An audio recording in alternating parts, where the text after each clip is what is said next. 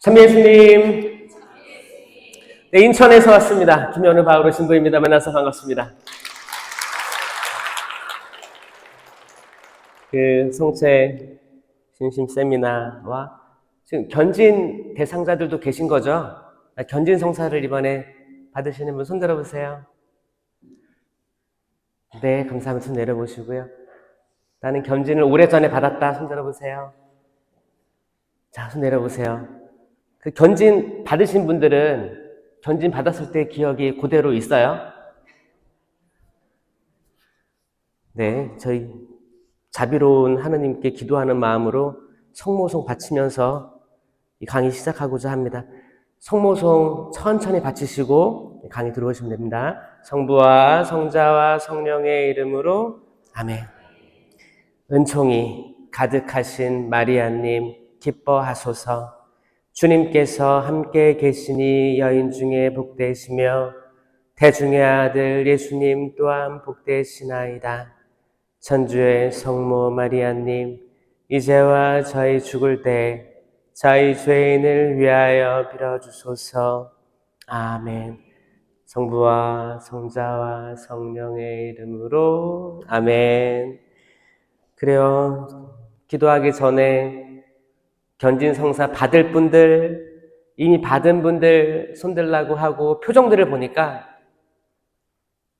같은 수준일 수도 있겠다라는 생각이 갑자기 들었습니다.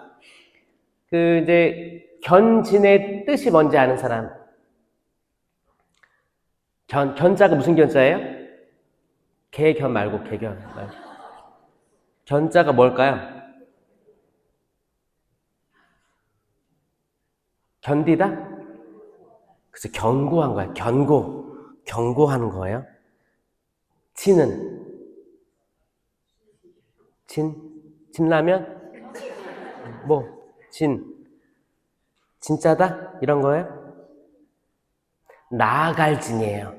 자, 견고하게 돼서 나아간다가 견진이에요. 자, 그럼 다시 견진 받으신 분들 이미 받았다. 그 여러분들은 견고하게 됐어요. 이 견고한 게 뭐예요? 신앙적으로. 이 신앙은 크게 두 가지로 할 수 있는데 성전, 성경, 이게 공적 계시를 완전히 내가 확고하게 받아들이는 거예요. 공적 계시. 그리고 어떻게 해야 돼요? 이거를 받은 상태에서 주저앉아 있어요? 나아가야 되는 거예요. 자, 나는 지금까지 그러고 있었다. 시모님, 저는 그러고 있었습니다. 사실 쉽지 않죠? 그렇기 때문에 아마 시모님께서도 또 견진 대상자와 또 이제 이미 신자들 세미나도 동시에 이렇게 하신다고 생각을 해요. 신자 재교육은 굉장히 중요합니다. 때가 되면 해야 돼요. 특별히 이렇게 지금 거룩한 부활 시기, 부활초를 딱 보면 부활 시기잖아요. 이때 한번 성령 강림 대축일 전에, 또 예수 성심 대축일 전에, 성체 성혈 대축일 전에 이 하는 교육이 얼마나 가치 있는가. 우리 한번 우리의 신앙을 되돌아보는 시간을 갖자 이거예요. 재밌겠죠? 살짝만 돌아봐도 여러분들이 얼마나 내가 지금 잘 알고 있지도 않았구나. 겨우겨우 살았구나. 세상에 너무 바빠가지고 돈 버느라 바빠가지고 내가 가톨릭 교회에서 뭐를 진정으로 추구하고 알리려고 하는지를 약간 조금 망각한 채 습관적으로 나왔구나를 깨닫는다면 이건 아주 좋은 신호입니다. 하느님께서 이 시작과 마침에 이르는 시간까지 여러분들을 잘 꾸준하게 나올 수 있게 해주시기를 청하겠습니다. 이거 출석 체크 하나요? 없어요? 근데 제가 몇 번 이렇게 막 다녀본 결과 이 첫 강의랑 마지막 강의까지 쭉 가는 퍼센테이지가 이게 60% 정도 되는 것 같아요. 한 40% 정도는 쥐도 새도 모르게 하나씩이 빠져나가. 신기하게 그래요. 비슷비슷해요. 퍼센테이지가. 여러분 올해 최근에 나온 한국 천주교 종교인 조사가 있었어요. 성소부터 해가지고 신자 비율 총 망라한 조사가 있었는데 여기서 한국 신자 미사 참여율이 몇 프로인지 아시겠어요? 30%? 20%? 10%? 네, 15%로 최종 발표되었습니다. 15%. 박수. 지금 여러분들이 15%에 속해 있는 거예요. 여러분들 얘기하는 거예요. 그럼 나머지 얼마예요? 85? 85%는 뭐 한다는 거예요? 네, 냉담한다는 걸까요? 그래서 냉담이든 아니면 간헐적으로 이렇게 얼굴 비치든 그런 거예요. 그러니까 이제 꾸준히 집중적으로 나오시는 분들은 제대로 견진받은 이들이 15%라고 보는 것 같아요. 근데 신기하죠? 세례와 견진을 통해서 성령께서 내리셔서 변화됐을 텐데 왜 이 열매가 안 좋을까요? 그 이유는 이 견진에 대한 의미도 아니면은 신자 재교육, 그 교육을 다 온전히 받고 흡수해서 동일화된 삶을 살아가고 있지 않고 그 당시 준비하러 나올 때 바쁜데 끌려 나와가지고 빨리 가야 되는데 나 지금 약속 있는데 강의 듣는데도 안절부절 못해가지고 막 빨리 가야 된다고 하고 가끔 안 나오기도 하고 이런 상태에서 잘 모르는 상태에서 견진 받은 이들이 꽤 많더라. 이분들이 정말 사도들처럼 변화돼서 새로운 삶을 살아가고자 마음먹고 나온 사람들도 있었지만 그렇지 않고 대부 대모님들이 너 이거 해야 된다. 이번에 꼭 너 견진 받아야 돼. 이런 걸로 푸시해서 내 자유의지랑 상관없이 나온 사람들이 엄청 많았더라 이거예요. 여기도 아마 있을 수 있어요. 지금 때가 됐다고 하니까 이번에 주교님 오신다니까 뭐 구반장님들이 아니면 사목회에서 신부님이 적극적으로 홍보를 해가지고 이번에 꼭 받아야 된대. 그럼 난 받아야만 하는 사람이야. 받기 위해서는 뭘 해야 되냐? 뭐 강의도 들어야 되고 출석 체크해야 되고 해야 되는데 그러면 받을 수 있대. 단순히 이걸로만 생각하셨다면 오늘 그 마음을 바꾸시길 바랍니다. 제대로 한번 배워보는 거예요. 여러분들이 이 성당에 들어와서 성수를 찍고 들어오죠? 성수 찍고 뭐라고 기도해요? 오늘 강론 짧게 해주세요. 기도문이 있어요. 본당마다 조금씩 다른 것 같은데 일반적으로는 주님이 성수로 제 죄를 씻어주시고 마귀로부터 그 마귀에 대한 게 꼭 등장합니다. 악마, 마귀에 대한 게 들어가거든요. 그러니까 이 성당은 악의 세력, 어둠의 세력, 마귀, 악마, 악령이라고 불리우는 그 세력들로부터 보호를 청하면서 성당에 들어오게 되는 거예요. 성당에 딱 들어왔어요. 그럼 제일 먼저 보이는 게 뭐예요? 십자가. 제일 크니까, 그쵸? 그러면 어떻게 해요? 들어와서, 성수 찍고 들어와서 어디에 인사해요? 제대에 인사해요? 자, 여기 딱 그냥 봤을 때, 지금 여기 감실에 불 들어온 거 보이시죠? 그 왜 들어왔을까요, 불이? 예수님이 실제로 계신다는 표현입니다. 그래서 거기 여러분 지난 성주간 때 주님 만찬 성목요일 미사 끝나고 감실에 있는 모든 제병을 빼서 순환 감실로 이동하고 이 감실 등을 끕니다. 그럼 안 계신다는 거예요. 그러니까 성체는 곧 예수님인데 예수님이 계시냐 안 계시냐에 대한 신호로 보시면 됩니다. 다시 질문 드릴게요. 성당에 딱 성수 찍고 들어왔어. 그럼 어디에 처음에? 네, 여러분들의 시선은 감실로 향해야 됩니다. 모든 성당의 중심은 감실이에요. 예수님이 현존이 계신 곳.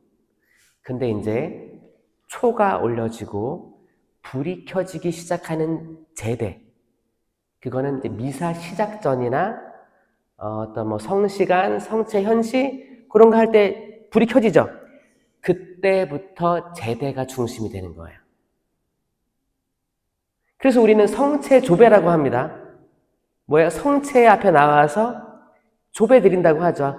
차분히 앉아서 기도도 드리고 마음도 정갈한 마음으로 이렇게 하고 이게 다 조배예요.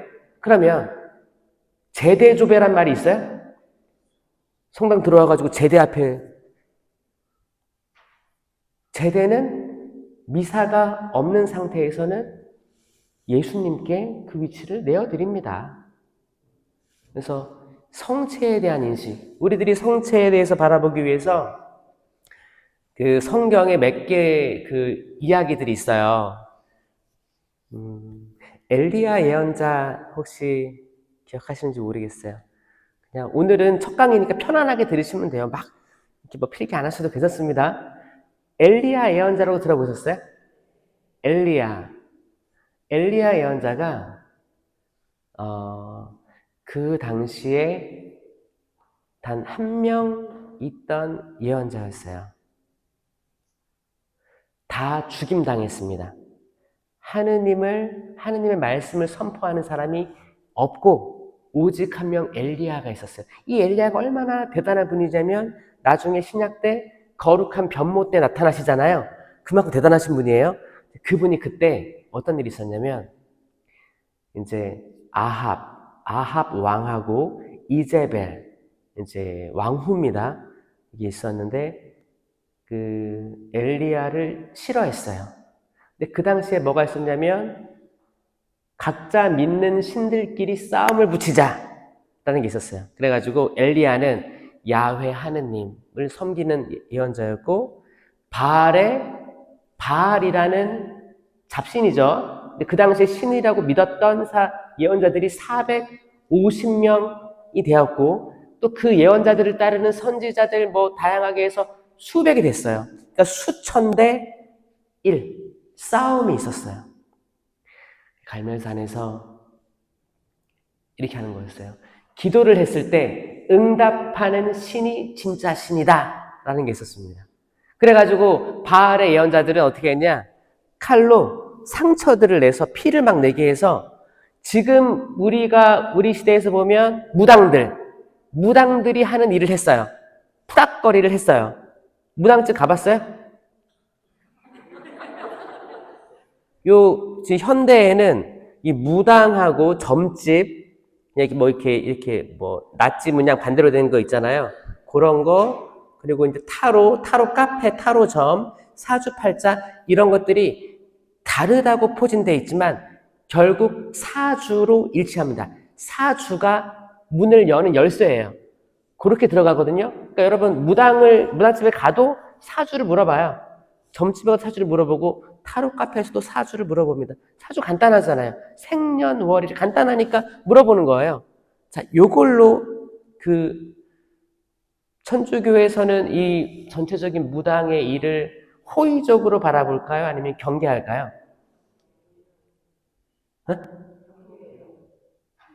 사주 정도는 괜찮지 않아요? 아니에요? 사주인데? 아니에요? 그래, 아닙니다. 경계하는 정도가 아니고 가면 안 돼요. 가면 죄입니다, 죄. 1계명을 어긴 거예요. 한 분이신 하느님을 흠숭하여라를 정면으로 어긴 거예요. 거기는 운명론이 들어가 있고, 그리고 뭐 관상부터 해서 뭐 별자리부터 해가지고 모든 것들이 하느님, 창조주 하느님의 섭리를 완전히 등돌린 이들이에요. 그거를 천주교에서는 악마라고 합니다. 악마예요. 여러분, 오늘 이것만이라도 확실히 알고 계세요? 악마에게 갔다가 성체를 모실 수 없습니다. 세속적인 걸로 갔다가 하느님을 등돌린 존재들이 갔다가 아무 조치도 없이 성체를 영할 수 없습니다. 성체는 완전히 순도 100% 거룩하신 분이에요. 그쵸? 여러분, 이제 결혼해서 사랑하는 와이프랑 이제 첫 아이를 잉태하고 낳았어. 출산을 했어. 그러면 산모는 거기 안에 들어가 있고 신랑은 어디가 있어요? 옆에 있겠지. 그 근처에 있겠죠. 근데 거기 간호사가 아이를 안길 때 뭐 화장실 갔다 온 손으로 이렇게 안겨줘요? 굉장히 깨끗한 청결, 면역, 굉장히 신경 써가지고 그 손으로 안아서 안기잖아요. 자, 예수 그리스도의 성체는 100% 살아계신 예수 그리스도의 몸과 피, 영혼과 신성이 담겨 있다고 우리가 흠숭지레로 모시는 거예요. 자, 우리가 성모님 좋아하잖아요. 성모님 상이 저기 성모님 계시네. 성모님은 우리는 공경지례를 한다고 해요. 공경은 뭐냐면 흠숭은 신에게 드리는 거예요. 하느님께. 공경은 인간이지만 그래도 존경할 만하다. 그 정도로 떨어지는 겁니다. 차원이 달라요. 근데 어떤 분들은 내가 성모 신심이 강한 사람인데 성체에 대해서는 신심이 없으신 분들이 가끔 보여요. 그런 거죠.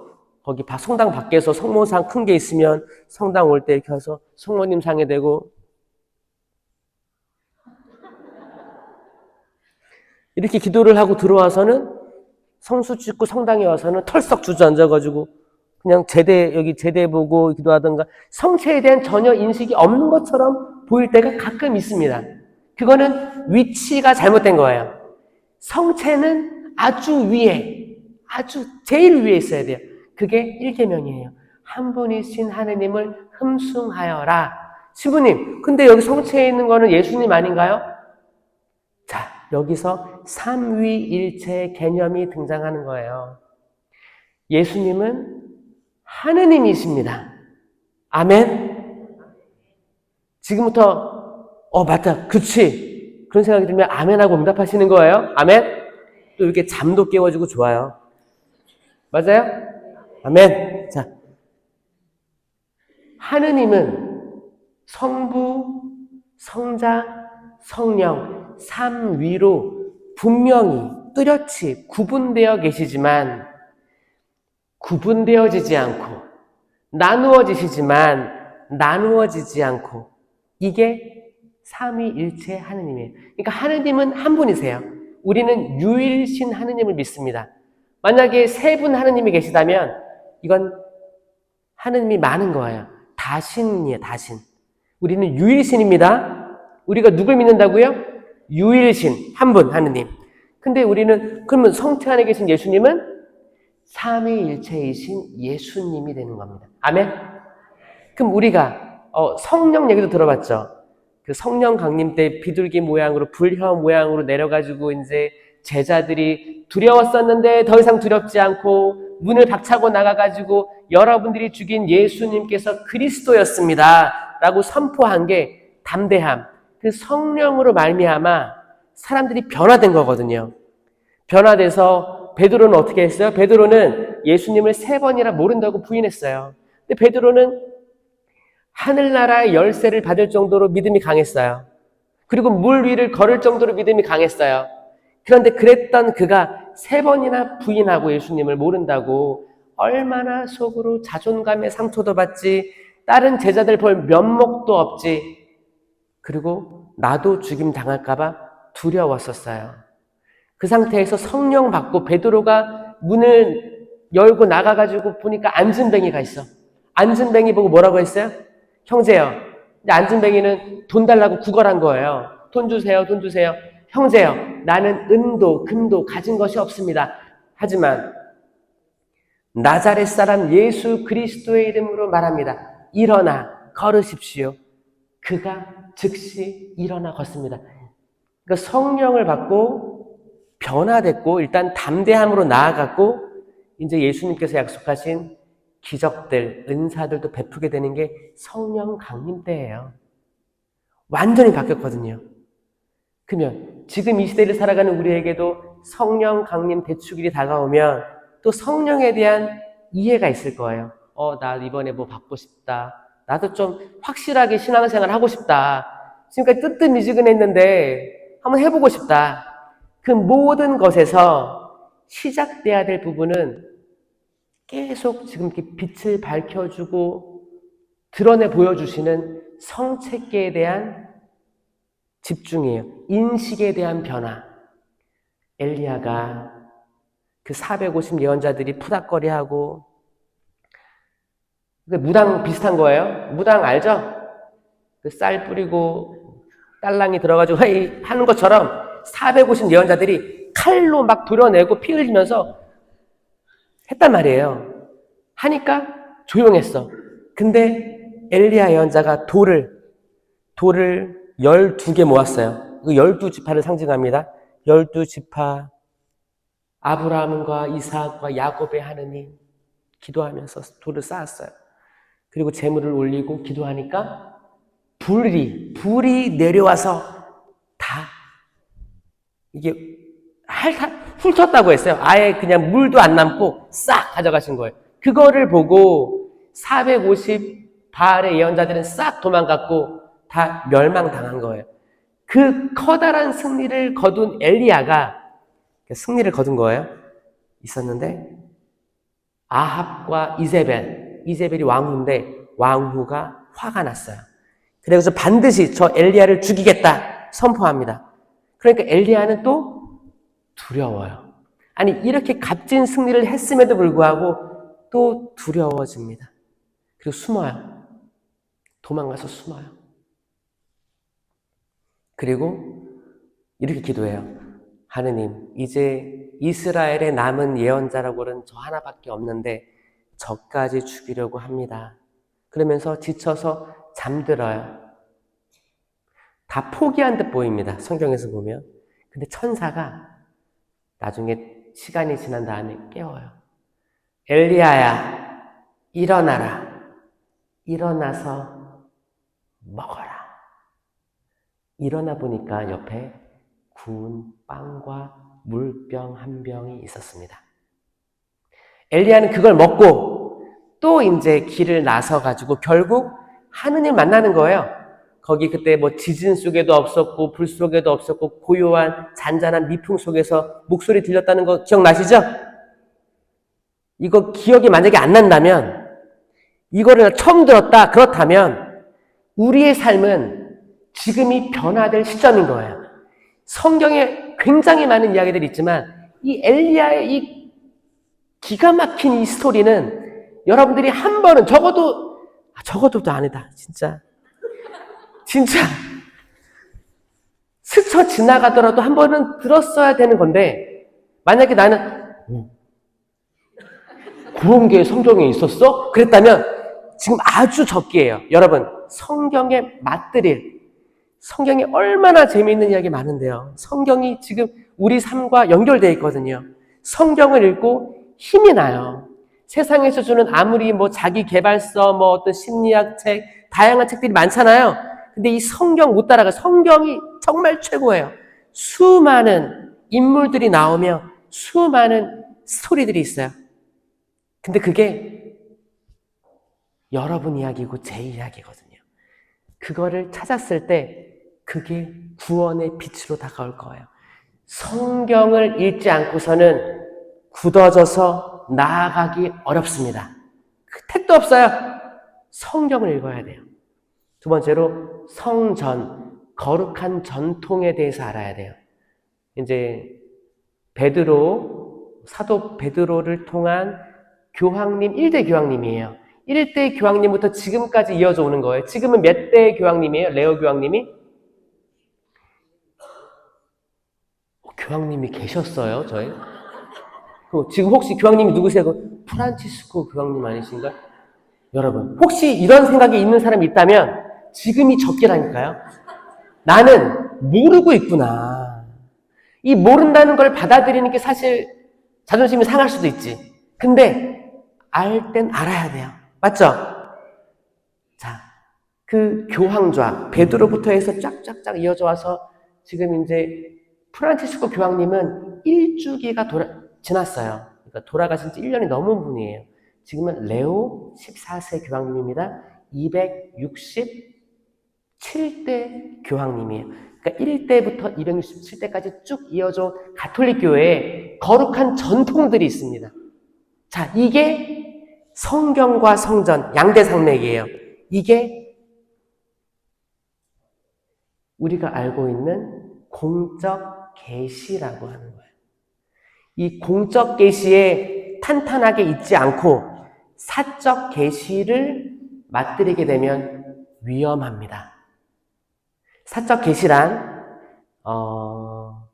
사적으로 성모님이 짠 발현해서 뭐라 말씀하시고 뭐 파티마나 뭐 메주골이나 뭐 어디나 또 어떤 곳은 진짜 발현인지 논쟁 중인 곳도 있어요.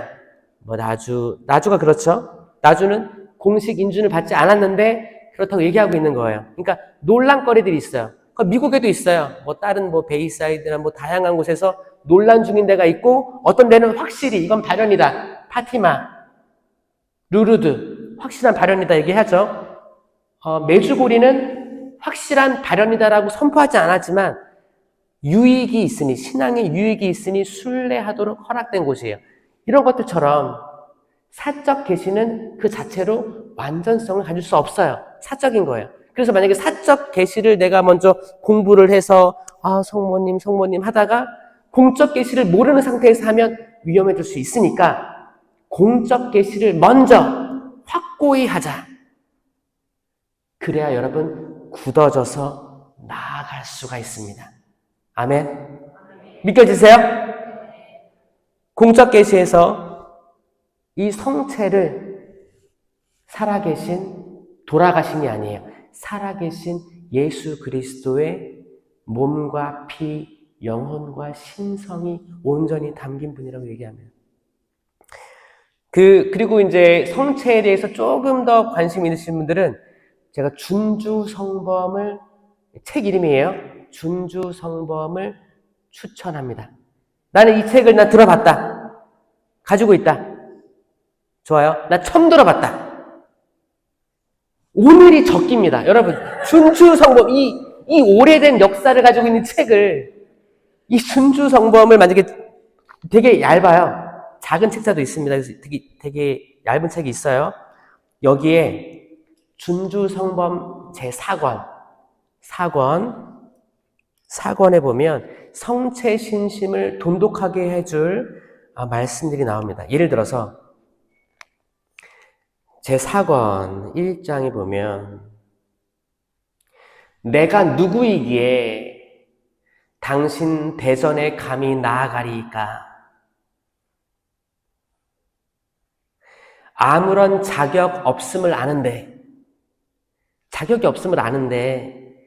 어찌 내 집에 당신을 모실 수 있겠습니까? 여러분 성체 모시기 전에 보라 하느님이 어딨냐 하면 뭐라고 응답해요? 주님, 당신 제 안에 모시기에 합당치 않사오나. 뭐예요? 이거는 백인대장의 고백이잖아요. 마찬가지로 이게 기도라는 게 진심이어야 되는데 이걸 사람들이 습관적으로 그냥 응답을 하다 보니까 정말 그런 거예요. 이 습관적으로 내뱉는 말들이 얼마나 공허한가. 여러분 고해성사 볼 때도 막 고해성사를 막 해. 그 다음에 뭐라고 해요? 이밖에 알아내지 못한 죄를 통해하여 사하주.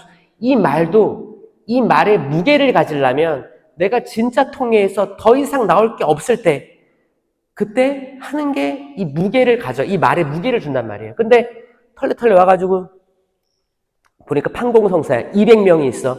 신부님 7명이래. 아유 신부님도 힘들겠다. 아유 이 다 하려면 1시간 2시간 아유 나 빨리 가야 되는데 아유 금방 또 내가 또 오래 하면 뒤에 있는 신자들이 힘들어 하겠지. 그래서 그래 이렇게 앉아있다가 돌아가서 연기도 잘해. 신자들이 연기를 잘해요.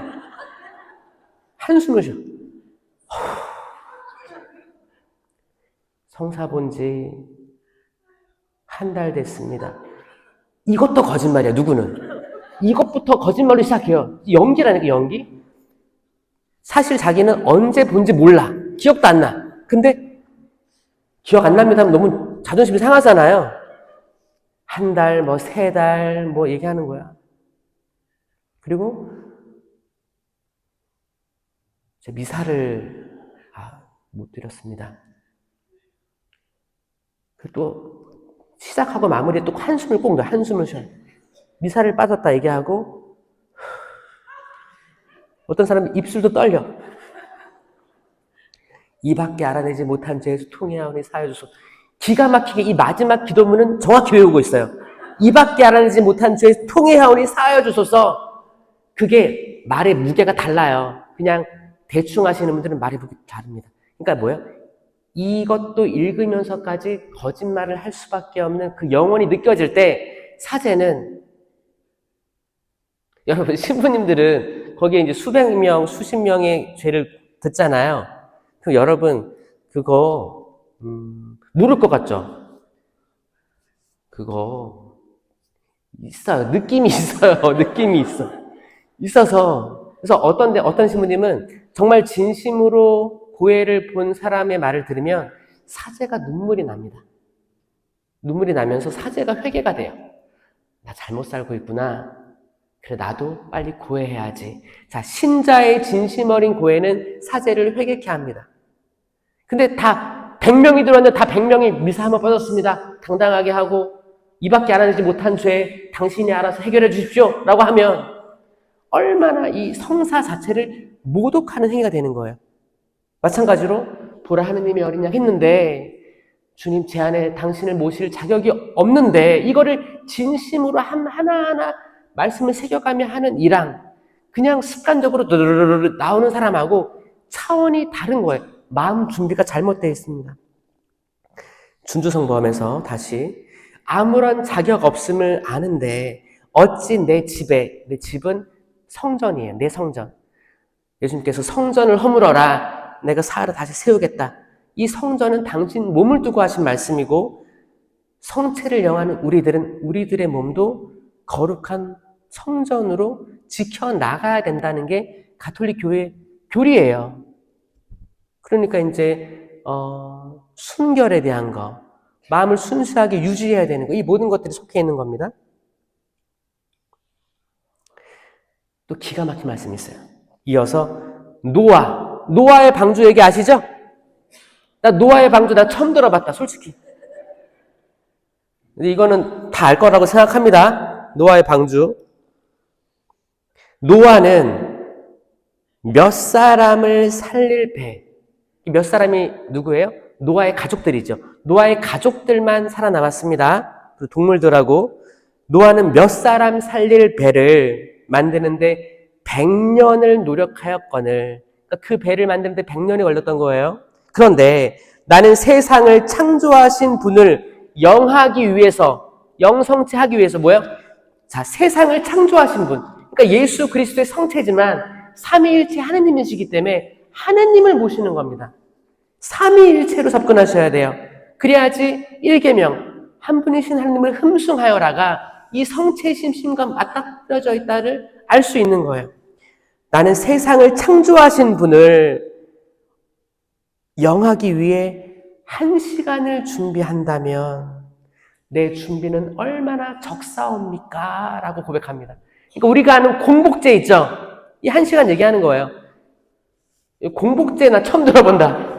공복제란 뭐냐? 성체를 영하기 위해서 적어도 예전엔 그랬어요. 예전에는 미사 전 1시간, 미사 시작하기 전 1시간은 위장을 비워라.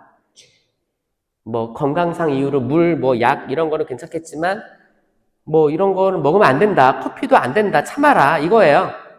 근데 지금의 입장은 뭐냐면 미사 전 1시간은 너무 시장할 수 있겠다. 그래서 많이 양화된 게 뭐예요?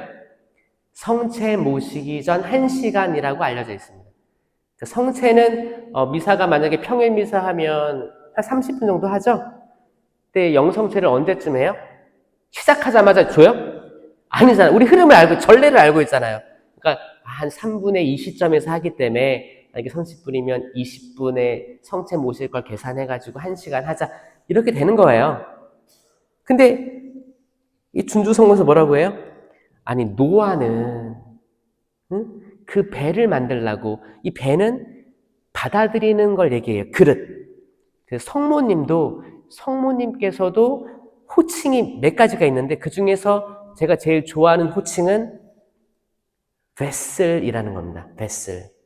베슬은 그릇이란 뜻인데 이 베슬의 원래 용어는 화물선이에요. 배. 뭐 유조선, 화물선, 큰 배 있죠? 지금 호르무즈에 묶여있는 배들 있죠? 그 엄청나게 큰 배를 vessel이라는 말로 씁니다. 스펠링 알려줘요? 이게 vessel이 V로 시작해요. 나중에 찾아보세요. vessel 하면 화물선. 그러니까 뭐를 담는 거예요. 컨테이너도 쌓아가지고 이동하잖아요. 뭘 담는 걸 vessel이라고 합니다. 그래서 이것도 vessel이라 쓸 수 있어요. 컵도. 따르는 그 와인을 그 디캐닝 하기 위해서 미리 따라 놓는 큰 병, 이것도 베슬이라고 쓸 수 있습니다. 그러니까 뭘 담으면 베슬이에요. 이 베슬이. 성모님은 예수님을 담을 그릇이었기 때문에 성모님께서는 얼마나 준비가 이미 되셨겠어요. 성모님은 나는 이제 앞으로 예수님을 잉태할 여인이야 라고 인지하지 못했습니다. 천사가 갑자기 얘기해줬죠? 그 말은 뭐냐? 하느님께서 미리 마리아를 그릇으로 만들어 두셔놨던 거예요. 그리고 거기에 예수님이 계십니다. 그게 성탄이에요. 자, 이 신심에 연결되면 저는 성당에 왔을 때 감실 있죠? 이 감실 자체가 전 성모님으로 보여요. 태중에 계신 예수님으로 보여요.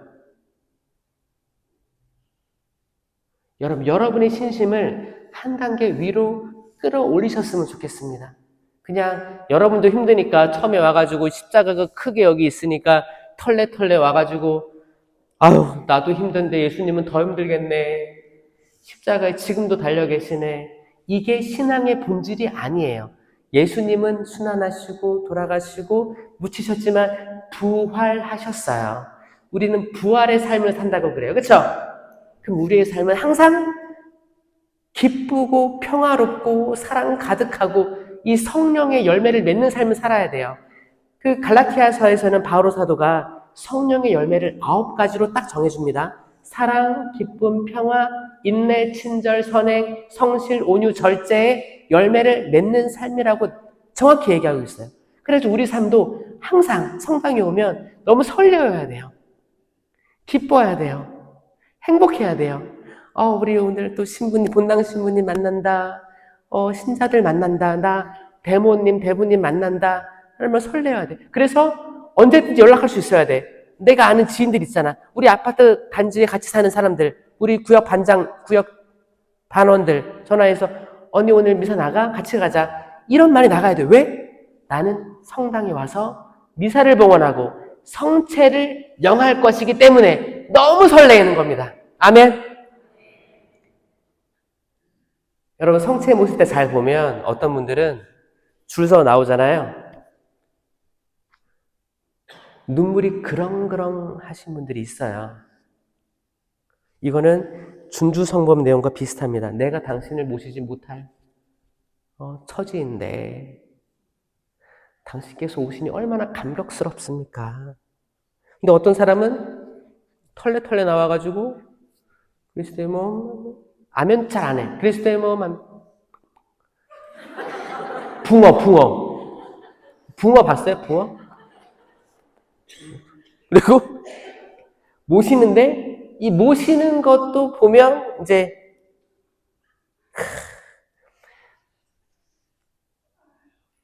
그쵸. 침묵 속에서 돌아가서 차분히 앉아가지고 뭐 다양한 기도들도 있을 거고 그쵸? 이렇게 해야 되는데 이렇게 한 바퀴 돌면 사람들이 눈이 사실 남자 형제들은 단순하십니다. 단순해서 오히려 성체에만 집중하고 나오시는 분들이 있어요. 아니 별 생각이 없을 수도 있고요. 이렇게 나와가지고 성체 모시고 그대로 들어가 자기 자리에 앉아요. 근데 자매님들은 이 눈이 카멜레온 아세요? 카멜레온? 카멜레온처럼 막 돌아가요. 이렇게 돌아가서 모시고 들어가잖아요. 들어가는 길 안에 누구 왔네, 누구 가방 샀네, 누구 옷차림이 저러네, 머리 냄새 나네, 뭐 머리 감았네, 안 감았네. 이게 정보들이 막 들어오는 거예요. 그럼 이게 분심거리. 그러니까 이제 최대한 영서체 모시고 조용히 들어가서 묵상하라고 하는 게 이게 다 어떻게 입에서 녹아서 없어질 때까지 뭐 씹어서 드시는 게 아니고, 그쵸? 씹어서 막 입천장에 달라붙었어. 그럴 수도 있잖아요. 그러면 최대한 그냥 묵상하고 있으면 돼요. 그럼 자연스럽게 시간이 되면 떨어져요. 근데 그거를 혀 끝으로 긁어내겠다. 그것도 안 되면 손가락을 넣어서 그런 행위들은 사실 성체에 대한 인식이 조금 부족할 수 있다. 그거죠. 그러니까 이제 여러분은 그거예요. 여러분은 우리가 이렇게 성감실 등에 불이 들어와 있는데 우리는 과연 이 감실에 계신 축성된 제병, 성체가 과연 실제 현존하시는 삼위일체 예수님이심을 고백하는가를 오늘부터 묵상을 하면 좋겠습니다. 그리고 내가 항상 성체를 바라볼 때 내 마음이 어떠한가. 그 준주성범 4권 6장에 이런 말씀이 있습니다. 영성체 전에 해야 할 수업이란 게 있대요. 그게 뭐냐면 이 두 가지인데, 성체께 나아가지 않으면 생명을 피하는 것이고, 부당하게 나아가면 당신 마음을 상하게 하는 것이라고 구분합니다.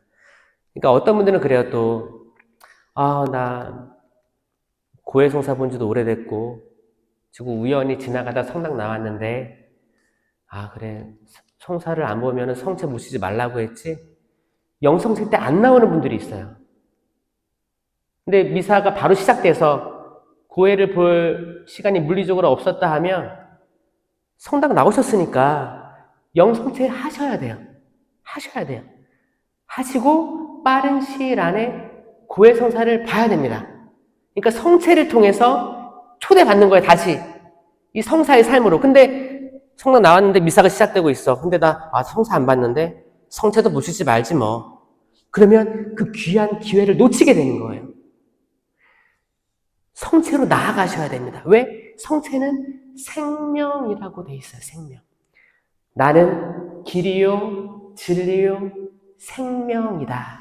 예수님은 생명이십니다. 내가 생명의 빵이다. 생명이에요. 이 생명은 시간을 거슬러서 창세기에 보면 그 에덴 동산 이야기가 나옵니다. 야, 이 에덴 동산은 다 알겠지? 자, 에덴 동산 나옵니다. 창세기 이제 2장, 3장 얘기입니다. 에덴 동산에 누구와 누가 있었어요? 아담과 하와가 있었어요. 거기에 무슨 나무가 있었어요? 선과 악을 알게 하는 나무, 선악과라고 있죠? 또 생명나무가 있었습니다. 다른 나무들도 많았어요. 근데 동산 한가운데에는 선과 악을 알게 하는 나무와 생명나무가 있었어요. 자, 나는 동산 한가운데에 나무가 두 그루 있었다는 건 몰랐습니다. 흔들어 보세요. 꽤 많을걸요? 생명나무? 저 처음 들어봤습니다. 자, 창세기 3장 9절 쭉 잘 읽어보셔야 돼요. 생명나무가 핵심인데 많은 신자들은 선악과 나무가 너무 충격적이어서 이것만 기억하는 거예요. 왜냐면 악마가 거기 있었거든. 이 열매를 먹어라. 그러니까 그 열매를 하와가 먹습니다. 하와는 대단한 게 악마랑 논쟁을 벌였어요. 뭐라고 했냐면 악마가 그랬어요. 여기에 있는 모든 나무 열매는 다 먹지 말라고 했다는데 사실이냐? 물어보니까 하와가 뭐라고 했어요? 아니야. 다 먹어도 좋은데 이건 먹지 말라고 했지. 라고 했어요. 그럼 하와가 잘 대답한 게 맞아요? 자, 이게 아직 이해가 안 된다. 그럼 오늘이 적기입니다. 여러분들은 창세기를 보셔야 돼요. 자, 잘 들어보세요. 그러니까 악마가 그랬어요. 악마는 거짓말한 거예요. 하와가 맞았어요. 악마는 야, 여기 다 먹지 말라며? 근데 하와가 들은 걸 얘기했어요. 아니, 하느님께서는 여기 있는 모든 거 다 먹어도 좋은데 선과 악을 알게 하는 나무 열매만은 먹지도 만지지도 말라고 했어. 하와는 잘했어요. 근데 하와가 어떻게 됐어요? 나중에 인류 역사상 선악과 열매를 먹었다는 이유로 엄청나게 욕을 지금도 먹고 있어요.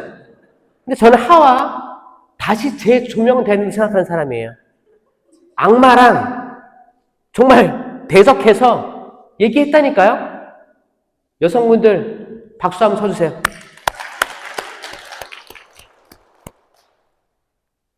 여성분들이 지혜롭거든요. 알아요. 반격을 잘합니다.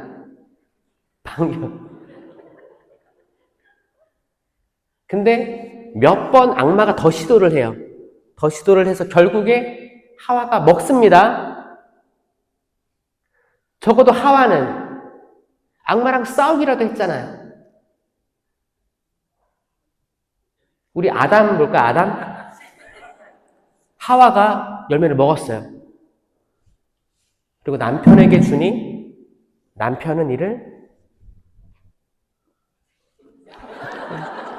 남편은 이걸 받아 먹었다. 남편이 아담이 아니 하와 먹으면 안 돼. 먹지 말라고 했어. 이렇게 한 게 아니고 어? 자, 요게 이 에덴 동산의 이야기예요. 남자 여러분.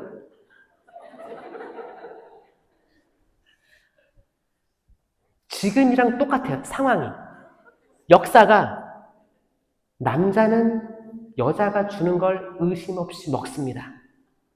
그게 지성적이든 심리적이든 물리적인 것들 남자는 별로 의심 없죠? 내 아내가 주는 건 다 먹죠? 된장찌개에서 소금 이만큼 나와도 먹죠?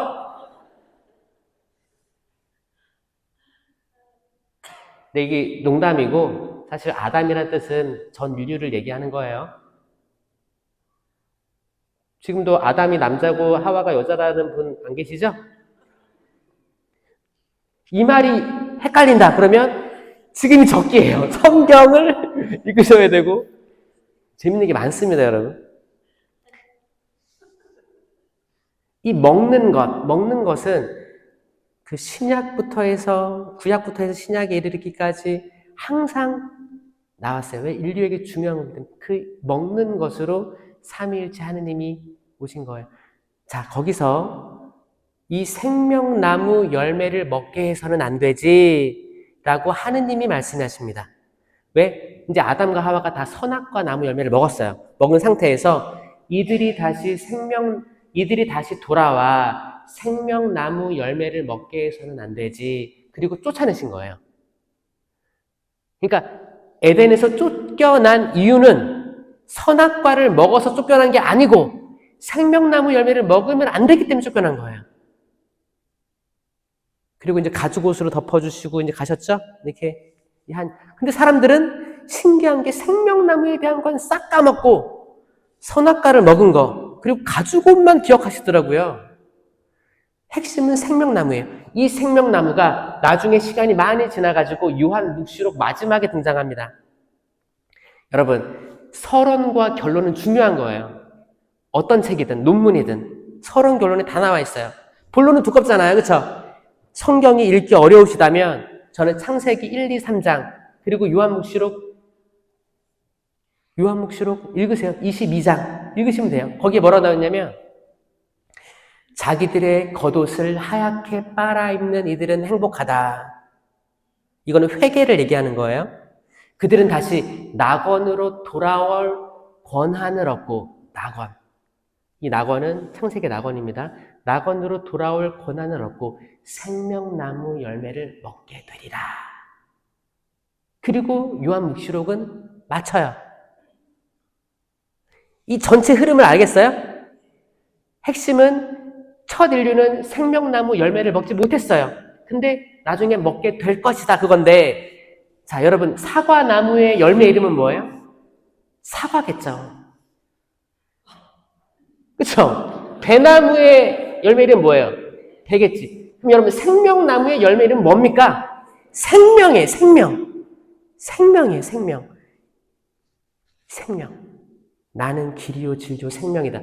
자, 예수 그리스도는 창조 이전부터 계셨어요. 자, 잘 보세요. 자, 인성을 취한 예수 그리스도는 신약에 계시지만 이 성자, 삼위일체의 성자로서 그리스도는 창조 이전부터 계셨고 생명나무로 계셨고 계속 계시는 거예요. 여러분, 창조 전에 빛이 있어라 하기 전에 하느님의 영이 그 물 위를 맴돌고 있었다. 이미 창조 전에 성령, 성자, 성부께서 삼위일체로 계셨다는 거예요. 거기 에덴 동산에서도 우리와 같은 모습으로 사람을 만들자. 복수형이 쓰인 거. 이게 다 삼위일체의 근거들입니다, 여러분.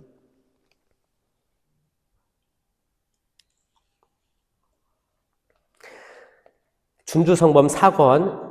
이게 준주성범에 성체 신심에 대해서 굉장히 많이 나와요. 생각보다 짧은데 명쾌하고 굉장히 이게 철학적이든 신학적이든 숙고를 많이 했어요. 그래서 여러분들 전 추천드려요. 사권 10장에 보면 영성체를 함부로 벌하지 말 것이라고 하시면서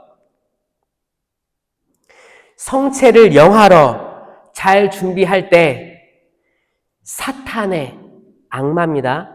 사탄의 맹렬한 유혹이 있을 것이다.